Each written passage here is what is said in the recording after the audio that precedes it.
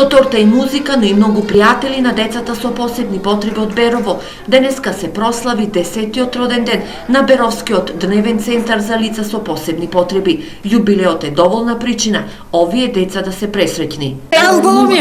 Дека ова институција помага во социјализацијата и инклузијата на лицата со попреченост, сведочат и родителите. Стефан 19 години, веќе 10 години е во центарот.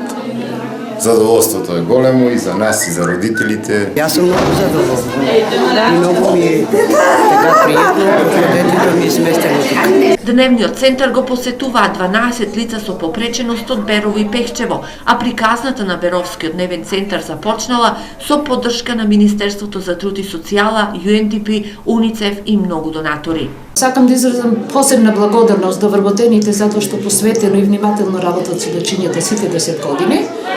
И задоволство ми е што мислам и вработените од Центарот за социјална работа Берово секојаш стоат зад мене за секоја моја идеја. Секој ден на овие деца е исполнет со креативни активности. Дневниот центар на корисниците им обезбедува дневно згрижување, работно-производна активност, работна терапија, стимулирање на развојот на комуникативните и когнитивните способности, социјализација, рехабилитација, а се со цел осамостојување на корисниците за нивно полесно вклучување во локалната заедница. Но децата од Беровскиот дневен центар се и најдобри спортисти во државава. Тоа го потврдуваат 32 медали со кои овие деца се закитуваа на државната специјална олимпијада, која за жал веќе 6 години не се одржува во земјава. Имаме деца од корисници во дневниот центар кои се репрезентативци на специјална олимпијада.